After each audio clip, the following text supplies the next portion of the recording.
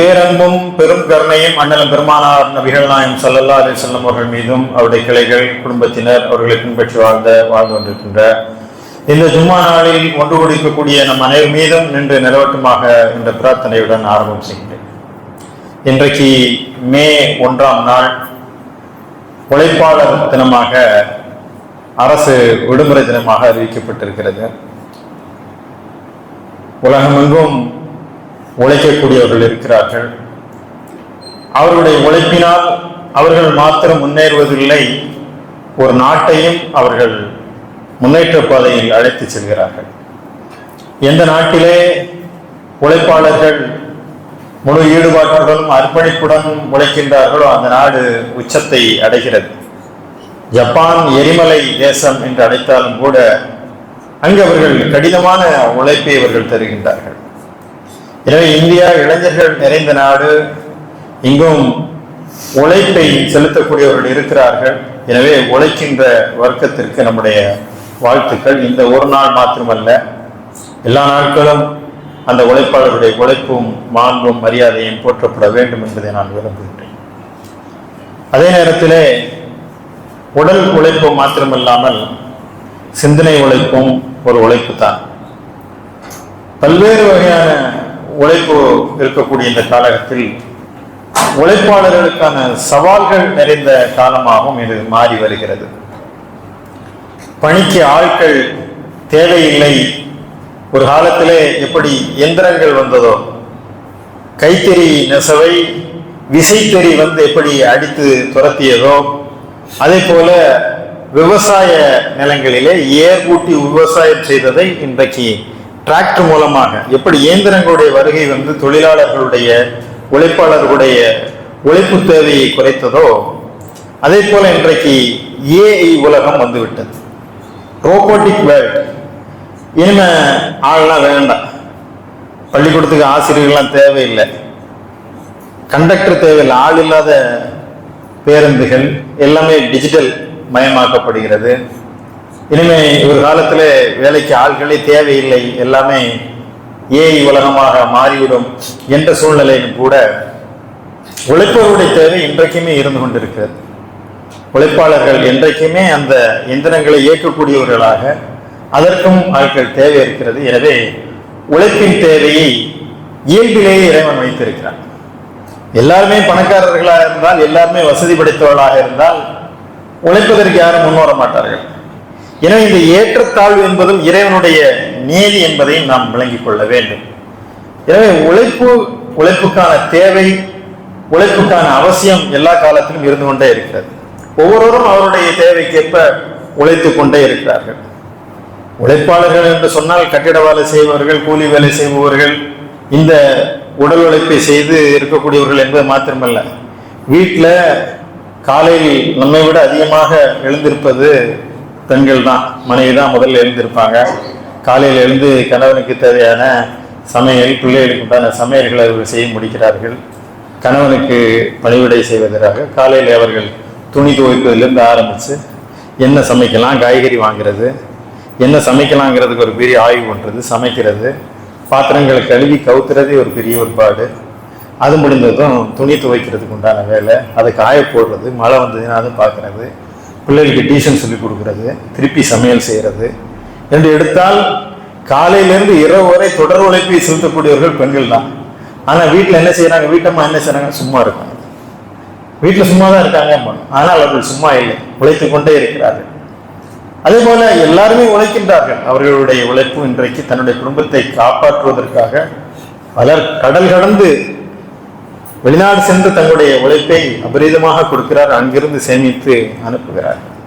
எனவே உழைப்புக்கான சூழ்நிலைகள் இருக்கக்கூடிய இந்த சூழ்நிலையில் இந்த உழைப்பாளர் தினம் எப்படி வருகிறது, எதனால் இந்த உழைப்பாளர் தினம் மே 1 கொண்டாடப்படுகிறது இந்த வரலாற்று பின்னணியை பார்த்தால் நமக்கு பல செய்திகள் அதில் புரிபடும். குழந்தை தொழிலாளர்களை வேலைக்கு பணிக்கு அமர்த்துவது என்ற ஒரு கால சூழ்நிலை இன்றைக்கும் இருக்கிறது, அன்றைக்கு அதிகமாக இருந்தது. 12 வயதிலிருந்து 18 வயதுள்ள சிறுவர்களை வேலைக்கு பணிக்கு அமர்த்தி அவர்களுக்கு கடுமையான வேலையை கொடுத்து பஞ்சாலைகளிலே, சுரங்கங்களிலே வேலைகளுக்கு அமர்த்தி அவர்களுக்கு ஓய்வே இல்லாமல் 18 மணி நேரம் வேலை பார்க்க வேண்டும். 6 மணி நேரம் தான் அவர்களுக்கு ஓய்வு. இந்த 6 மணி நேரத்திலே அவர்கள் ஓய்வு எடுக்க வேண்டும். 18 மணி நேரம் உழைக்க வேண்டும் என்ற சூழ்நிலையில் இது அவர்கள் மீது அதிகமான உழைப்பு அவர்களால் தாங்க முடியவில்லை. எனவே உழைக்கின்ற நேரத்தை நிர்ணயிக்க வேண்டும், உழைப்பாளர்களுக்கு உரிய ஊதியத்தை வழங்க வேண்டும் என்பதற்காக ஒரு மாபெரும் போராட்டம் ஏற்படுகிறது. 1880களிலே இது சிறிய சிறிய ஒரு போராட்டமாக வெடிக்கிறது. தொழிலாளர்கள் ஒன்று கூடுகிறார்கள். அமெரிக்காவுடைய ஹேமார்க்கெட்டிலே, சிகாகோவிலே, அந்த ஹேமார்க்கெட் பகுதியில் 4 நுழைவாயில்கள் இருக்கு. அங்கே ஏதாவது போலீஸ் தடியடி நடத்தினார் கூட ஓடிவிடலாம் என்பதற்காக அந்த போராட்டத்தை 1886 உழைக்கும் வர்க்கம் ஒரு போராட்டத்தை அவர்கள் முன்னெடுக்கிறார்கள். அதில் பலர் கலந்து கொள்கிறார்கள், அமைச்சர்கள். அதெல்லாம் சூழ்நிலைகள் சரியாக இருக்கிறது என்று அவர்கள் கலைந்து செல்லக்கூடிய கடைசி நேரத்திலே துப்பாக்கிச் சூடு நடக்கிறது. பலர் பலியாகிறார்கள். அதில் கலந்து கொண்டு வந்ததற்காக 11 பேருக்கு தூக்கு தண்டனை விதிக்கப்படுகிறது. 89 தூக்கு தண்டனை போடுகிறார்கள். இது உலகம் முழுவதும் ஒரு பெரும் மாற்றத்தை ஏற்படுத்தியது. அதற்கு பிறகுதான் 8 மணி நேரம் வேலை, 8 மணி நேரம் ஓய்வு, 8 மணி நேரம் சமூக பணி என்று 3/8 பிரித்து கொண்டு 8 மணி நேரம் வேலை என்பதை நிர்ணயிக்கிறார்கள் இந்த போராட்டத்துக்கு பிறகு. எனவே அந்த உழைப்பாளர்களுக்கான அந்த போராட்டத்தில் பங்கெடுத்தவர்களுக்கான நினைவை போற்றும் வகையில தான் ஒவ்வொரு ஆண்டும் மே 1ஆம் தேதி உலகம் முழுவதும் உழைப்பாளர் தினம் கொண்டாடப்படுகிறது. எனவே 8 மணி நேர வேலை, இந்த வேலைக்கு சரியான ஊதியம் அவர்களுக்கு தர வேண்டும் என்ற ஒரு நிலையை கொண்டு வருகிறார்கள். இன்றைக்கு தொழிற்சங்கங்கள் இருக்கின்றன, தொழிலாளர்களுக்கான குரலை எழுப்பிக் கொண்டிருக்கின்றன, அவர்களுக்கு உரிமைகளை போராடுகின்றன. இந்த நேரத்தில் ஒரு விஷயத்தை இஸ்லாம் தெளிவாக சொல்கிறது. எந்த ஒரு செய்தியுமே, எந்த ஒரு வர்க்கத்திற்குமே உரிமைகள் என்று ஒன்று பகுதி, கடமைகள் என்று இன்னொரு பகுதி இருக்கு. எனவே தொழிலாளி முதலாளி என்று பேசும்போது அவருடைய உறவுகள், உரிமைகள், கடமைகள் இந்த 3ஐயும் பேச வேண்டும். ஆனால் இங்க என்ன பேசப்படுகிறது என்றால் தொழிலாளிகளுடைய உரிமைகளை மட்டும் பேசிக்கொண்டே இருக்கிறார்களே தவிர அவர்கள் கடமைகளை குறித்து யாரும் பேசுவதில்லை, அந்த உறவுகளை குறித்தும் யாரும் பேசுவதில்லை. ஆனால் இஸ்லாம் தெளிவாக பேசுகிறது. இஸ்லாம் ஒரு மதம்.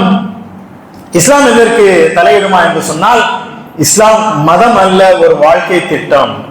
இஸ்லாம் ஒரு வாழ்வின் நெறி என்ற அடிப்படையில் இதற்கும் இஸ்லாம் வழிகாட்டுகிறது. அது மனிதர்களுடைய இயல்புக்கேற்ற மார்க்கம், இறைவன் வழிகாட்டிய மார்க்கம். எனவே இஸ்லாம் என்பது இந்த உழைப்பை குறித்து மிக தெளிவான ஒரு அற்புதமான ஒரு கான்செப்டை முன்வைக்கிறது.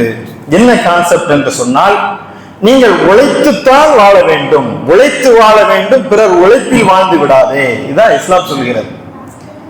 நீங்கள் உழைத்து பிழைக்க வேண்டும் என்பதை, நீங்கள் கண்டிப்பாக அதை உழைப்பதை இஸ்லாம் ஒரு இபாதத்தாக, ஒரு வழிபாடாக கருதக்கூடிய அளவிற்கு உழைப்பிற்கான முக்கியத்துவத்தை இஸ்லாம் எந்த அளவு வலியுறுத்துகிறது என்று சொன்னால், பெருமானார் நாயகம் ஸல்லல்லாஹு அலைஹி வஸல்லம் அவர்களே ஒரு உழைப்பாளராகத்தான் இருந்தார்கள். ஆன்மீக துறவியாக அவர்கள் அமர்ந்து கொண்டு அங்கிருந்து வரக்கூடிய பணங்களை எல்லாம் வைத்துக் கொண்டு அவர்கள் வாழவில்லை. ஆடுகளையும் ஒட்டகங்களையும் மேய்த்தார்கள், தூரதேசத்திற்கு சென்று வணிகம் செய்தார்கள். அவர்களும் உழைத்துத்தான் பிழைத்தார்கள். உழைப்பிலிருந்து வருகின்ற அந்த வருமானம் அது இறைவனுடைய பாதையிலே செலவிடுகின்ற பொற்காசுக்கு சமம் என்று சொன்னார்கள். எனவே உழைப்பாளர்களுடைய அந்த உரிமையை இஸ்லாம் அழுத்தமாக பேசுகிறது. அவர்களுடைய உரிமைகளை பேசுகின்ற இஸ்லாம் அவர்களுடைய கடமைகளை குறித்தும் பேசுகிறது. எனவேதான் யாசகம் கேட்பதை ஃபவாஹிஸ், மானக்கேடான செயல் என்று சொல்கிறது. இஸ்லாம் தர்மம் வாங்குவதை, பிச்சை எடுப்பதை, யாசகம் கேட்பதை ஊக்கப்படுத்தவில்லை. வெட்கக்கேடான செயல்.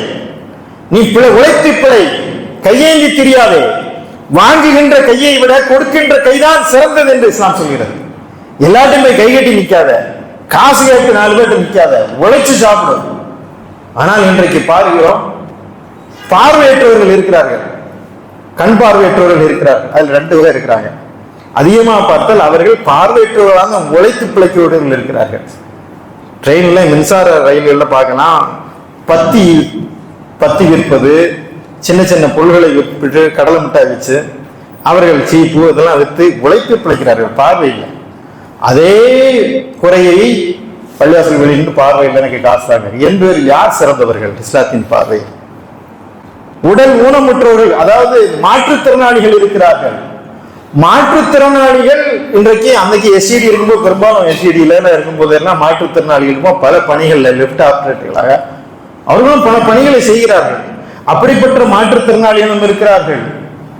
ஆனால் இந்த மாற்றுத்திறன் எனக்கு உடல் எனக்கு சரியான முறையில் என்னால் உழைக்க முடியல என்று சொல்லி யாசகம் கேட்போரும் இருக்கிறார். இரண்டு பேர்ல யார் சிறந்தவர்கள் இஸ்லாத்தின் பார்வையில் என்று சொன்னால் அவர்கள் உழைத்து பிழைப்பதுதான் சிறந்தவர்கள்.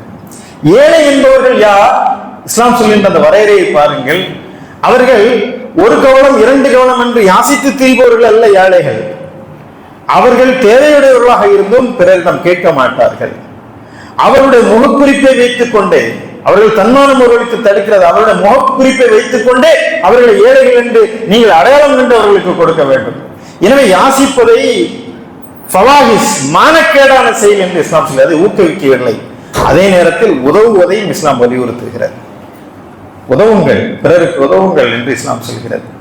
எனவே ஒரு நாள் பெருமானார் நபிகள் நாயகம் ஸல்லல்லாஹு அலைஹி வஸல்லம் ஒருவர் வருகிறார்.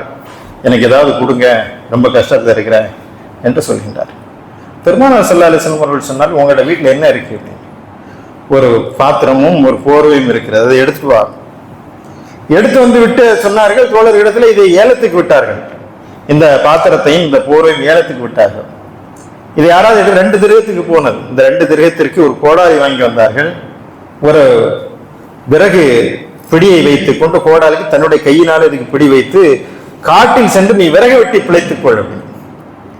அவர் விறகு வெட்டி பிழைக்கும் போது பெருமானார் நாயகம் ஸல்லல்லாஹு அலைஹி வஸல்லம் அவரை திரும்பி பார்த்தார். இப்ப எப்படிப்பா இருக்கிறேன்? இப்ப நான் நல்லா இருக்கேன். இது எவ்வளவு உயர்வாக இருக்கிறது. 4 பேர்கிட்ட யாசகம் கேட்டு எனக்கு இதான் தான் என்று நீங்கள் கேட்பதை விட நீங்கள் உழைத்து பிழைப்பதற்கான வழியை ஏற்படுத்த வேண்டும். எனவே மஹல்லாவில் யாரையும் எங்களுக்கு இது வேண்டும் என்று சொன்னால், மருத்துவ உதவி என்று சொன்னால் அதற்கான ஏற்பாடுகளை ப்ராப்பரா இருக்கிறது. கல்விக்காக உதவக்கூடிய நிறுவனங்கள் இருக்கின்றன, மருத்துவ உதவிக்கான தேவைகளுக்கான நிறுவனங்கள் இருக்கு. அவர்கள் அவரோடு ஜாயின் பண்ணணும். அவருடைய தன்மானத்தை பாதுகாக்க வேண்டிய பொறுப்பும் நமக்கு இருக்கிறது. மஹல்லாவில் இன்னைக்கு எழுதுறான், குமர் காரியத்துக்கு நீங்க எங்க மஹல்லால இருந்து வர்றாங்க, நீங்க அதை கொடுத்து விடுங்க. அந்த மஹல்லாவுக்கு இது அவமானம். தன்னுடைய மஹல்லாவை சார்ந்த, தன்னுடைய 20 வருஷம் 30 வருஷமா பணிபுரிந்த ஒரு முஅத்தினை ஊர் ஊராக கையேந்தி விடுவதை விட அவளல் என்ன? திருமணத்தை எளிமையா முடிப்பா, அதற்கு நாங்க மஹல்லாவில இருந்து ஏற்பாடு பண்ணி தர்றோம். இது செய்ய குமர் காரியம் என்பது ஒரு கையேந்தக்கூடிய நிலைக்கு வருது என்று சொன்னால் இதை விட இந்த சமுதாயத்தில் என்ன எளிவு இருக்க முடியும்? அதனால் நீங்கள் எப்போதுமே யாசகம் கேட்பதை இஸ்லாம் ஊக்குவிப்பதில்லை. உழைத்து உண்ண வேண்டும். ஒரு யுத்த பொழுதிலே பெருமானார் ஸல்லல்லாஹு அலைஹி வஸல்லம் அவர்கள் நிதி திரட்டுகிறார்கள். ஏராளமான நிதி குவிகிறது. பெரும்பெரும் செல்வந்தர்கள் அங்கே யுத்த நிதியை கொண்டு வந்து தருகிறார்கள். அப்போது ஒரு தோழர் வருகிறார். வந்துவிட்டு அவர் அப்படி பார்த்துட்டு திரும்பி போறார். திரும்பி போகும்போது பெருமானார் நாயகம் ஸல்லல்லாஹு அலைஹி வஸல்லம் அவர்கள் அழைக்கிறார். அவர் என்னப்பா அவர் வந்தாரு போறாரு, அவர் என்ன என்று அவர் சொல்கின்றார், யா ரசூலல்லாஹ், இந்த யுத்தத்திலே நிதி வழங்க வேண்டும் என்று நானும் விரும்பினேன். ஆனால் இங்கே பார்த்தால் ஏராளமான செல்வங்கள் குவிந்து கிடக்கின்றன. நானும் ஒரு தொழிலாளி, ஒரு யூதனுடைய தோட்டத்திலே இரவெல்லாம் நான் கிணற்றிலே நீர் இறைத்து அதனால் கிடைத்த இந்த பேரித்தங்கனிகளை யுத்த நிதியாக கொண்டு வந்து தரலான்னு பார்த்தேன். ஆனா இங்க ஏராளமான செல்வங்கள் இருக்கும்போது இந்த பேரித்தங்கனிகளை கொண்டு வந்து நான் தராது அது என்னத்துக்கு ஆகும் என்று சொல்லி வெட்கப்படுத்தி நான் திரும்புகிறேன் என்று சொன்னபோது பெருமானார் நாயகம் ஸல்லல்லாஹு அலைஹி வஸல்லம் அவர்கள் சொன்னார்கள், இந்த பேரித்தங்கனிகளை கொடுங்க, இந்த செல்வத்தின் மீது அந்த பேரித்தங்கனிகளை வையுங்கள், அதனுடைய அருள்வளம் இந்த செல்வத்தின் மீது நிகழட்டும். இது உழைத்து பிழைத்த ஊதியம் என்று சொல்லி உழைத்து கைகள் காய்த்திருந்த அந்த கைகளை நீட்டுங்கள் என்று சொல்லி பெருமானார் ஸல்லல்லாஹு அலைஹி வஸல்லம் அவர்கள் முத்தமிட்டார்கள். உழைத்து காய்த்த கரங்களை நாயகம் ஸல்லல்லாஹு அலைஹி வஸல்லம் அவர்கள் முத்தமிட்டார்கள் என்றால் நீங்கள் உழைத்து பிழைக்க வேண்டும், ஏய்த்து பிழைக்க கூடாது. தேய்த்து நான் பிழைக்கலாம், ஏய்த்து பிழைக்க கூடாது. எந்த தொழிலுமே அவமானம் அல்ல, எல்லா தொழிலும் செய்யலாம். அதுல என்ன தொழில்? திருட்டு தொழில், லஞ்சம் வாங்கிறது, இதுதான் கேவலமே தவிர உழைத்து பிழைப்பதில்லை அது கேவலம் அல்ல. உழைக்க வேண்டும். எந்தளவு நாம் உழைக்கின்றோமோ அந்த அளவு முன்னேறுகின்றோம். ஆனால் இன்றைக்கு பலர் உழைப்பதற்கு தயாராக இல்லை, சோம்பேறிகளா இருக்கிறோம். அதனால்தான் வெளிநாட்டில் கடல் கடந்து பிழைக்கக்கூடியவர்கள் கூட அவர்கள் சிறுக சிறுக சேமித்து இந்த பணத்தை எல்லாம் கொண்டு வந்து ஏதோ ஒரு நிறுவனத்தில் கொடுத்து மாசம் மாசம் எங்களுக்கு ஏதாவது தொகை கொடுத்து ஏமாந்துடுறான். ஏமாற்றுவர்கள் இருக்கிறார்கள். அவர்களை கொண்டு வந்து நாங்கள் மாசம் மாசம் உங்களுக்கு ஒரு இது தர்றோம், நாங்கள் பிசினஸ்ல போடுறோம், அதை தருகிறோம் என்று சொல்லி அதை வைத்துக் கொண்டு முதலீடு செய்து வெளிநாட்டில் நீங்கள் உழைப்பதற்கு, வேறொரு கஃபிலுக்கு உழைப்பதற்கு தயாராக இருக்கிறீர்கள், சொந்த மண்ணில் உழைப்பதற்கு என்ன வெட்கம் இருக்கிறது? ஒன்றுமில்லை. அங்கிருந்து தொழிலை படிக்கிறீங்க, அந்த தொழிலை நீங்கள் ஊரில் செய்து பிழைக்கலாமே. எனவே உழைப்புக்கு உரிய மரியாதை எல்லா காலத்திலும் எல்லா இடங்களிலும் இருக்கிறது. எனவே உழைத்து வாழ வேண்டும். அதான் இஸ்லாம் இந்த உழைப்புக்கு பெரிய மரியாதையும் கண்ணியத்தையும் கொடுக்கிறது. அதே போல அந்த உழைப்பாளர்களுக்கான மரியாதையை கொடுக்க வேண்டும் என்று சொல்கிறது. அவர்களை அலட்சியமாக பாடா போடான்னு பேசுறது, வேலை ஆகுறது, இதெல்லாம் இஸ்லாம் கண்டிக்கிறது. சல்மான் ஃபார்ஸ் ரலீலா அவர்கள் அவரை தேடி, அவர் ஒரு பெரிய பொறுப்பில் இருக்கிறார், அவரை தேடி ஒரு தோழர் வர ஒரு மாவு குலைத்து கொண்டு இருக்கிறார். என்னங்க நீங்க ஆளுநராக இவ்வளவு பெரிய பொறுப்புல இருக்கீங்க, நீங்க மாவு குலைத்து கொண்டிருக்கீங்க, என்னுடைய பணியாளை ஒரு வேலைக்காக அமைத்திருக்கின்றேன், அவர் அந்த வேலையை செய்யறார், ஏன்னா அவர் வேலையை நான் செய்யறேன் என்று சொன்னார்கள். நீங்கள் சக்திக்கு மீறி அவர்களை வேலை வாங்காதீர்கள். அப்படி அவர்கள் மீது நீங்கள் சக்திக்கு அதிகமாக வேலை வாங்க முயற்பட்டால் அந்த வேலையில நீங்களும் பங்கெடுங்கள். உங்களுக்கு சமைத்து கரியிலும் வெப்பத்திலும் புகையிலும் நின்று சமைத்து வருகின்ற அந்த பணியாளை உங்களுடன் அமர்த்தி நீங்கள் அவர்களுக்கு உணவு கொடுங்கள். நடக்குமா? இது பணியாளை நமக்கு வேலை பார்க்கிறவங்கள நீங்க சாப்பாடு கொடுப்பீங்களா? இஞ்சியதை கொடுப்போம். அதில் இன்னொரு குறிப்பு கொடுக்கிறார்கள், நீங்கள் உண்ணுகின்ற அந்த உணவிலிருந்து அவர்களுக்கு ஒரு கவலமேனும் கொடுங்கள்.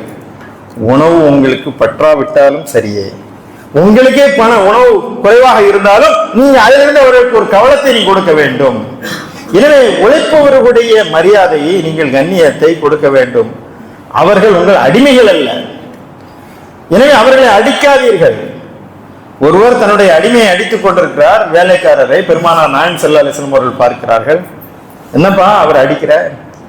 அவர் நான் கொடுத்த வேலையை சரியா செய்யலை, எனக்கு கீழே இருக்கக்கூடிய அடிமை, அதனால அடிக்கிறேன். நாயகம் ஸல்லல்லாஹு அலைஹி வஸல்லம் அவர்கள் சொன்னார்கள், அவர் செய்த அந்த பிழைக்கு நீ கொடுத்த இந்த அடி சரியாக இருந்தால் அல்லாஹ்விடம் தப்பித்துக் கொள்வாய். அவர் செய்த அந்த பிழைக்கு அதிகமாக ஒரு அடி விழுந்தாலும் நாளை இறைவன் முன்னால் நீ இதற்கான தண்டனை அனுபவிப்பாய் என்று எச்சரித்தார்கள். அவருடைய பதறிவிட்டார், இனிமே நான் உழைப்பாளர்களை அடிப்பதில்லை என்று சொன்னார். எனவே அவர்களை அடிப்பது, அதட்டுவது, சக்திக்கு மீறி வேலை வாங்குவது, இதையெல்லாம் கண்டித்து பேசக்கூடிய இஸ்லாம் ஒரு முத்தான ஒரு வாய்ப்பை சொல்கிறது. உழைப்பவனுடைய வியர்வை காயும் முன் அவனுடைய கூலியை கொடுத்து விடுங்கள். இது ரொம்ப பிரபல்யமான ஒரு நபிமொழி. அவனுக்கு கூலிக்காக அலைய விடாதீங்க, அவர்களுடைய வியர்வை காயும் முன் அந்த கூலியை கொடுத்து விடுங்கள். அதுல இன்னொரு செய்தி நுட்பமாக இருக்கிறது. உழைப்பாளர்களுக்கு ஒரு செய்தி இருக்கிறது, நீங்கள் வியர்வை வர்ற வரைக்கும் உழைக்கணும், நீங்கள் உழைத்து பிழைக்க வேண்டும், அந்த உழைப்புக்கேற்ற ஊதியத்தை நீங்கள் நிர்ணயிக்க வேண்டும். அதில் நிறைய விதிமுறைகளையும் இஸ்லாம் சொல்கிறது. முதலிலேயே நீங்கள் உழைப்புக்கான ஊதியத்தை பேசிடணும், கான்ட்ராக்ட், இந்த வேலை இவ்வளவு தெளிவாக பேசிடணும். வேலை முடிஞ்ச நின்று சண்டை போடக்கூடாது. நீங்கள் ஊதியத்தை சரியான முறையிலே கொடுத்து விட வேண்டும். அதே போல உழைக்கின்றவர்களுடைய உரிமையை பேசுகின்ற இஸ்லாம் அவருடைய கடமையும் வலியுறுத்துகிறது. நீங்கள் நேர்மையாக வேலை செய்ய வேண்டும், வேலைக்கு ஏற்ற கூலியை நீங்கள் வாங்க வேண்டும், அதற்கு அதிகமான கூலியை நீங்கள் வாங்கக்கூடாது. வாங்குகின்ற கூலிக்கு ஏற்ப நீங்கள் உழைக்க வேண்டும். இன்றைக்கு பார்த்தோம் என்று சொன்னால் நிறைய பேர் சம்பளம் எவ்வளவுங்கிறத விட கிம்பளம் எவ்வளவுன்னு கேட்குறான். சார் உங்களுக்கு சம்பளம் 8000 ரூபாய் தான், ஆனா வரும்படி வரும், லஞ்சம் வரும். இதை இஸ்லாம் ஹராமான வருமானம் என்று சொல்கிறது. உழைத்து உனக்கு உழைப்புக்கேற்ற என்ன ஊதியம் அதை மட்டும்தான் பெற முடியும். அதற்கு அதிகமாக நீங்கள் என்ன செய்யக்கூடாது? லஞ்சம் வாங்கக்கூடாது, அதில் கொள்ளையடிக்க கூடாது, ஏமாற்றக்கூடாது. உழைத்து பிழைக்க வேண்டும், நேர்மையாக பிழைக்க வேண்டும். அந்த சம்பாத்தியத்தை தான் இஸ்லாம் வலியுறுத்துகிறது. எனவே இங்கே உரிமைகளையும் பேசுகிறது, கடமைகளையும் பேசுகிறது, உறவுகளையும் பேசுகிறது. தொழிலாளி முதலாளி என்பவர்கள் அவர்கள் எஜமானன் அடிமை என்பதல்ல, அவர் உங்கள் சகோதரர்கள். எனவேதான் பள்ளிவாசல்ல, எந்த பள்ளிவாசல்ல ஹரம் ஷரீஃப் ஆகட்டும் எங்கேயுமே சரி, தொழிலாளர்களுக்கு என்ற ஒரு வரிசை, முதலாளிகளுக்கு என்ற வரிசைலாம் கிடையாது. தொழிலாளி முதலாளியும் உங்களுடைய அலுவலகத்துல தான் கீழே வந்தா ஒன்னா தோல் மேல கை போட்டு பேசிக்கிட்டு வருவாங்க. பள்ளிவாசல்ல ஒரே சஃப்ல இருப்பாங்க. ஆனால் அடிக்கடி சொல்றது உண்டு, முதலாளி தாமதமாக வந்தால் அவர் கடைசி வரிசையில் நிற்பார், தொழிலாளி முதல் வரிசையில் நிற்பார். ஹரம் ஷரீஃப்ல அந்த பள்ளிவாசலை கூட்டி பெருக்கக்கூடியவர்கள் தொழுகை நேரம் வந்து விட்டால் அதை ஓரமாக வைத்து விட்டு முதல் வரிசையில் நிற்பார்கள். இங்க இருக்கக்கூடிய மன்னர் வந்தாலுமே இளவரசர் வந்தாலும் அவர் அடுத்த வரிசையில் நிற்பார், அல்லது பக்கத்தில் வந்திருந்தால் அவர் அருகில் நின்று தொழக்கூடிய ஒரு சூழ்நிலை. எனவே தொழிலாளி முதலாளி என்பது அந்த வர்க்கம் உயர்வு தாழ்வுக்கான வர்க்க பேதமே அல்ல. அவர்கள் எல்லோரும் சமமானவர்கள் உரிமைகளிலே. எனவே அவர்களுடைய உறவுகளும் நன்றாக இருக்க வேண்டும், அவருடைய உரிமைகளையும் செய்ய வேண்டும், கடமைகளையும் செய்ய வேண்டும் என்று இஸ்லாம் வலியுறுத்துகிறது. ஆனால் இன்றைக்கு இருக்கக்கூடிய தொழிற்சங்கங்கள் உரிமைகளை பேசுகிறோம். தொழிலாளிகளுக்காக குரல் கொடுப்பதற்கு இன்றைக்கு ஏராளமான தொழிற்சங்கங்கள் இருக்கின்றன. நாமும் தொழிலாளர்களுக்காக நாம் குரல் கொடுக்கிறோம். அவர்களுக்கான ஊதியத்தை கொடுக்க வேண்டும், அவர்களுக்கு கடினமான வேலை வாங்கக்கூடாது என்பதையும் சொல்கிறோம். இன்னும் சில தொழிலுக்கு பதிலாக கைரிக்ஷா எடுத்த அந்த முறையை இன்றைக்கு எப்படி ஆட்டோ போன்று வந்ததோ மாற்றங்கள், அதே போல மலம் அள்ளக்கூடிய தொழிலாளர்களுக்கு அதற்கான இயந்திரங்களை நீங்கள் கொண்டு வர வேண்டும். இன்றைக்கு நிலக்கரி சுரங்கங்களுக்குள்ளே உயிரை பணயம் வைத்து அவர்கள் போகிறார்கள். அவர்களுக்கு அந்த வேலைக்கு பாதுகாப்பு இல்லாமல் இருக்கிறது. அந்த பாதுகாப்பை உறுதிப்படுத்த வேண்டும் என்று சொல்கிறோம். அவர்களுக்கு ஏற்ற கூலியை சரியான முறையிலே கொடுக்க வேண்டும், பணி நேரத்தை நிர்ணயிக்க வேண்டும். அதற்கு பிறகு வேலை வாங்கினால் அதற்காக சரியான முறையிலே கூடுதல் நேரத்திற்கு கணக்கிட்டு கொடுக்க வேண்டும். வேலைக்காரர்களிடையே பாகுபாடும் கூடாது. ஆனால் இன்றைக்கு பெண்களும் ஆண்களும் ஒரே வேலை பார்ப்பாங்க. ஆனால் பெண்களுக்கு கம்மி சம்பளம், குறைவு. ஏன் குறைவு? பெண்களுக்கு ஒரே வேலை தான் பார்ப்பாங்க ரெண்டு பேரும், ஆனால் பெண் உழைப்பாளர்களுக்கு கூலி குறைவாக இருக்கும். இது ஒரு பாகுபாடு நிலவுகிறது. அதே போல பணியிடங்களில் பாதுகாப்பின்மை, நிறைய பேருக்கு உயிருக்கு பாதுகாப்பு இல்லை. அவர்களை அடிப்பது, துன்புறுத்துவது, அவர்களுக்கு விடுமுறை கொடுக்காமல் இருப்பது, அவர் சக்திக்கு மீறி வேலை வாங்குவது, துன்புறுத்துவது. அதுவும் பெண்கள் பணிக்கு சென்று விட்டார்கள் என்று சொன்னால் பாலியல் தொல்லைக்கு அவர்கள் ஆளாகிறார்கள், வன்முணர்வுக்கு ஆளாகிறார்கள், முதலாளியுடைய பல்வேறு நெருக்கடிக்கு ஆளாகிறார்கள், மிரட்டலுக்கு ஆளாகிறார்கள். எனவே பணியிடத்தில் அவர்களுக்கு பாதுகாப்பு வேண்டும் என்பதையும் நாம் வலியுறுத்துகிறோம். அதே போல தொழிலாளர்களுடைய உரிமைகளை பேசுகிற நாம் கடமைகளையும் பேச வேண்டும். எனக்கு தெரிந்து எந்த தொழிற்சங்கங்களும் கடமையை வலியுறுத்தி ஒரு அறிக்கை விட்டதில்லை. இன்றைக்கு இருக்கக்கூடிய எல்லா தலைவருடைய அறிக்கையும் இன்றைக்கு பேப்பர்ல படிக்கிறேன். மேதின வாழ்த்துக்கள், உழைப்பாளர்கள் வாழ்த்துக்கள், உழைப்பாளர்கள் நல்ல வாழ்த்து சொல்றோம்.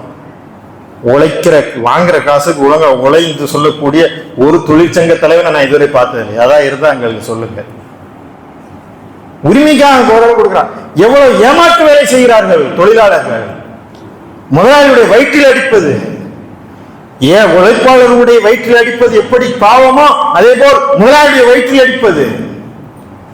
வேலை இழுத்து அடிக்கிறது. 8 மணி நேர வேலைய 12 மணி நேரம் இழுத்து அடிக்கிறது. சரியா வேலைக்கு வராம இருக்கிறது. உரிமைக்கு போராடுறதுல வேலை கரெக்டா வரணும் இல்ல. என்னைக்காவது ஆபீஸ் ஏது ஒழுங்கா வர்றான். 9 மணிக்கு ஆபீஸ், 10 மணிக்கு ஆபீஸ், என்னைக்கு வரும்? 10:30 மணிக்கு வருவான். வந்து உட்கார்ந்து என்னைக்கு செல்போன் வந்ததோ அன்னைக்கு பாதி வேலை போச்சு. உட்கார்ந்து ஆபீஸ்ல உட்கார்ந்து செல்ல பார்த்துக்கிட்டு இருக்காது, போனை பேசிக்கிட்டு இருக்காது, வாட்ஸ்அப்ல சாட்டிங் பண்ணிட்டு இருக்குது. நீங்கள் எப்படி உரிமையை பெறுவதற்கு தகுதி வருகிறீர்கள் என்று கேட்கிறேன். கடமை ஒழுங்கா செய்யல, நீ ஒழுங்கா வேலையை செய்ய மாட்டேங்கிற. 8 மணி நேரம் வேலையை 12 மணி நேரம் 14 மணி நேரம் வேலை செய்யற. சரியான நேரத்துக்கு வர்றதில்லை. ஆனா விட்டா வேலை முடிஞ்சா 7 மணிக்கு டியூட்டி முடிஞ்சா 6:45 கிளம்பிடுறது. 6:45 கிளம்பிடுவான். வர்றது 10 மணிக்கு அசால்ட்டா வர்றது, 10:30 மணிக்கு வர்றது, உட்கார்றது, அப்படி நெளிச்சு விட்டுக்கிறது, என்ன பாக்குறது, அப்படிலாம் அவர் கொஞ்சம் ரெஃப்ரெஷ் ஆகிறது, செல்ல பாக்குறது, இருக்கிற வேலையெல்லாம். ஆனா அரசு அலுவலர்கள் இருக்கிறார்களே, அவர்கள் படுத்துகிற பாடு, நீங்க அரசு அலுவலகங்களுக்கு போனா இன்று போய் நாளை வா. எல்லா வேலையுமே அவர்கள் சோம்பேறிகளாக ஏய்த்து பிழைப்பவர்களாக இருக்கிறார்கள். பெரும்பாலும் எந்த வேலையும் ஒழுங்கா நடக்காது. சம்பளம் வாங்கல, சம்பள உரிமைக்காக குரல் கொடுக்கிறல்ல, உரிமை வேணுங்கிற கடமை செய்யறியா நீ? ஒரு ஃபைல் இந்த டேபிள்ல இருந்து அந்த போறது, அந்த டேபிள் போறது 1 வாரம் 10 நாள் வேலையை செய்வதில்லை.